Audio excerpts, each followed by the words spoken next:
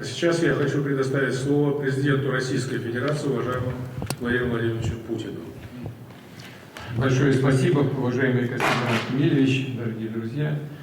Я так же, как и все собравшиеся, хотел бы прежде всего поблагодарить президента Казахстана и всех казахстанских друзей за подготовку сегодняшней встречи, за активную работу, которая проводилась казахстанским председательством в течение нынешнего года при поддержке команд всех наших стран. Как уже справедливо отмечали коллеги, взаимодействие наших государств в рамках Организации договора коллективной безопасности имеет действительно важное значение. Это взаимодействие носит союзнический характер и выстраивается на принципах дружбы, добрососедства, уважения и интересов друг друга. У нас военно-политическая организация и некоторые коллеги просили меня поподробнее доложить о том, как складывается ситуация в зоне конфликта на Украине, в зоне проведения специальной военной операции в свете последних событий. Я всегда это делал на наших встречах, конечно, понимая всю важность происходящих событий, с удовольствием сделаю это и сегодня. Считаю своим долгом проинформировать вас о тех событиях, которые происходили в самое последнее время. Как известно, официальные лица западных стран в начале ноября заявили о разрешении вооруженным силам Украины наносить удары по территории Российской Федерации высокоточным оружием большой дальности западного производства. Мы неоднократно обращали внимание на то, что это будет означать прямое вовлечение этих стран в вооруженный конфликт, поскольку применение этого оружия без прямого участия военнослужащих, военных специалистов соответствующих стран НАТО просто невозможно.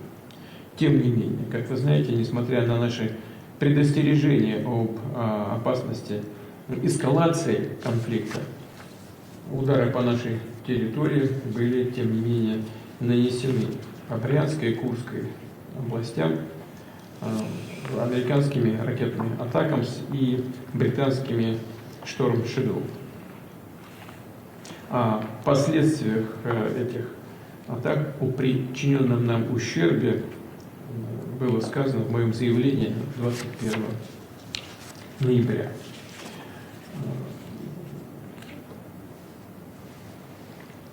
Для справки, кстати, скажу, вот коллеги тоже некоторые просили об этом, что российский аналог всех трех модификаций «Атакамс» — это ракетная система, российская ракетная система «Искандер» и ее различные модификации. Масса боевой части в тротиловом эквиваленте примерно одинаковая, дальность у «Искандера» больше. Новая американская ракета ПСМ по параметрам ни в чем не превосходят российские аналоги. Ракеты воздушного базирования «Шторм Шэдоу», французская «Скалп» и немецкий «Таурус» имеют боевую часть где-то 450-480 кг в тротиловом эквиваленте, дальность 500-650 км. 650 — это как раз немецкая ракета «Таурус».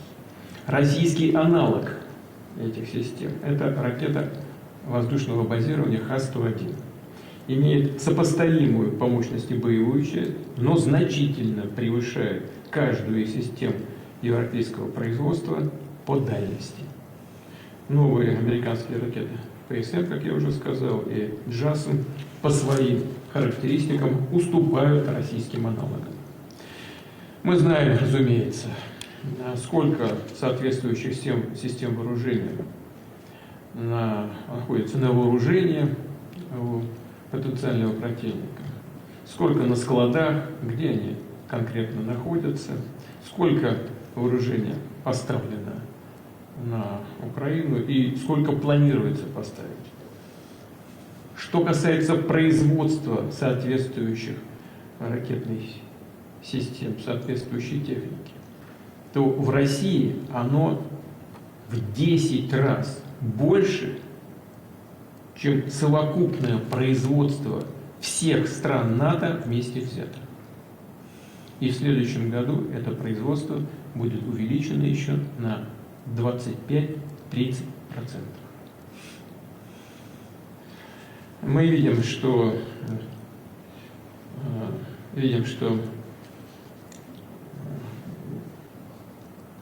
главари киевского режима клянчат у своих хозяев и другую военную технику.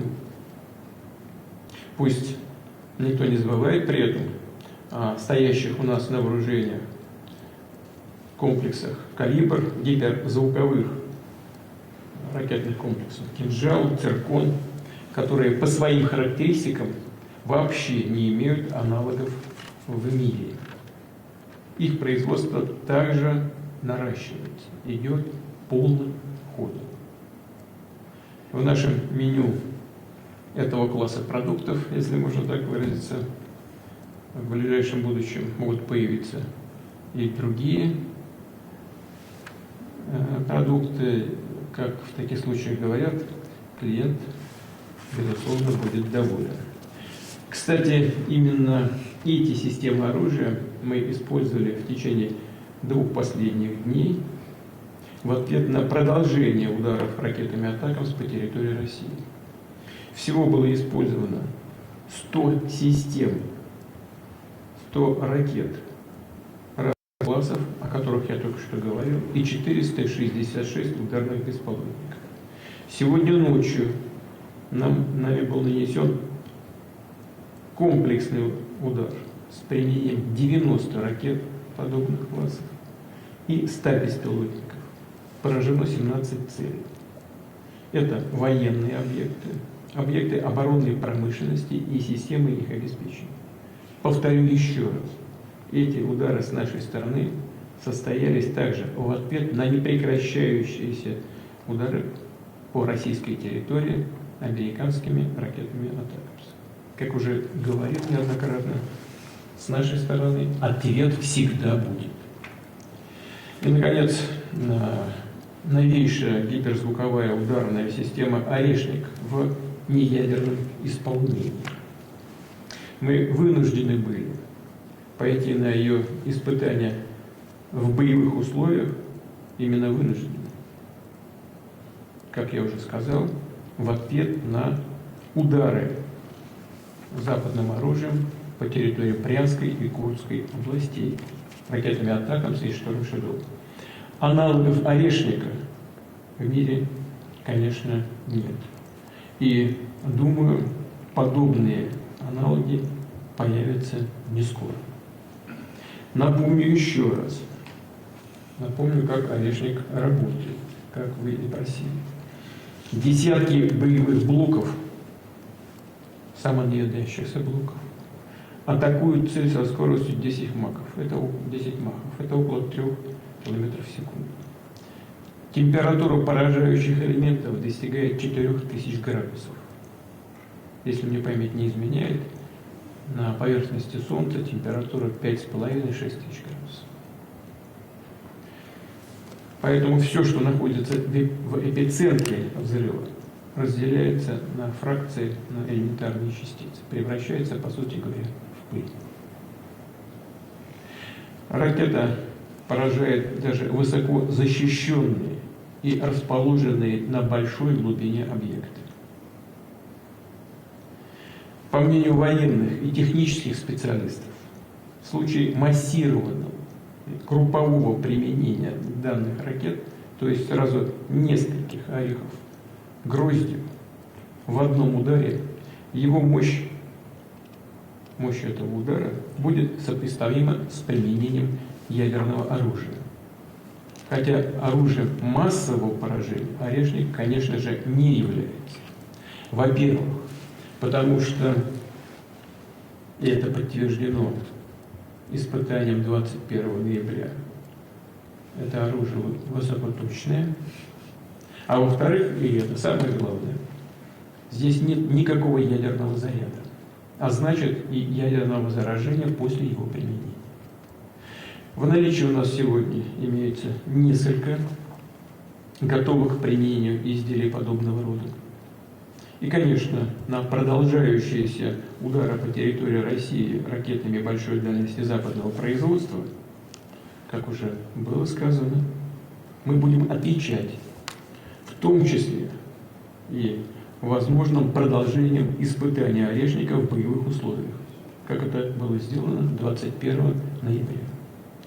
В настоящее время Министерство обороны и Генеральный штаб российской армии подбирают цели для поражения на территории Украины.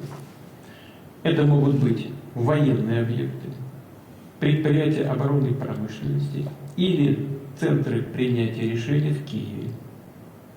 Тем более, что киевский режим неоднократно пытался наносить удары по объектам государственной важности в России, по Санкт-Петербургу и Москве. И эти попытки продолжаются. Серийное производство Орешника началось. Но в конечном итоге средства поражения будут выбираться нами в зависимости от характера выбранных для поражения целей и создаваемых угроз для Российской Федерации. Уважаемые коллеги, все, что я сейчас говорил, все, что доложил вам сейчас, безусловно, имеет большое значение. Но самое главное заключается все-таки в том, что даже при наличии самого современного оружия судьба любого военного конфликта, любой военной кампании, в том числе и специальной военной операции, решается на земле, на поле боя. В конечном итоге все зависит от солдата. Разумеется, для победы необходимы и техника, и БК, боевой комплект. Но самое главное – мотивация, внутренняя готовность человека к борьбе, а если потребуется, и к самопожертвованию во имя Отечества. За что, например, сегодня должны отдавать свои жизни насильно мобилизованные украинские военнослужащие и офицеры, за бандеровский неонацистский режим, который засел в Киеве, за его главари, которые уже утратили свою легитимность. Ведь они же не пошли на выборы. Они сегодня полностью нелегитимны. И судя, и исходя из чисто юридической, с юридической точки зрения, не имеют даже права отдавать приказов вооруженным силам. Кстати говоря, поскольку они узурпаторы власти, кстати говоря, те, кто исполняет эти приказы, тоже становятся соучастниками преступлений подобного рода. Этих преступлений. Они не имеют права толкать людей на смерть и гнать их на убой. Более того, как я уже сказал, приказы эти являются преступными. Наши бойцы, напротив, прекрасно понимают, за что воюют, за что проливают кровь. Они видят, что на их долю, на долю, пожалуй, нашего поколения в целом, выпало, как это было не раз в нашей истории, встать на пути тех сил, которые в очередной раз решили разрушить Россию, нанести, как они говорят сегодня, ей стратегическое поражение. Поэтому наши парни воюют за Родину, за будущее России и своих детей. И потому никакие поставки, даже самого современного оружия на украинскую территорию, ситуацию на поле боя не изменят. У нас в армии люди разных национальностей. Кто-то перекрестится, кто-то попросит о помощи Аллаха, но все вместе пойдут вперед, и ничто их не остановит.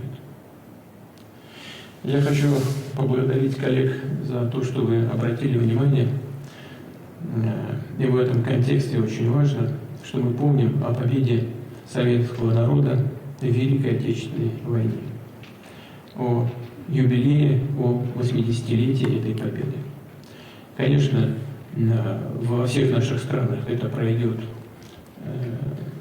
событие на самом высоком государственном уровне.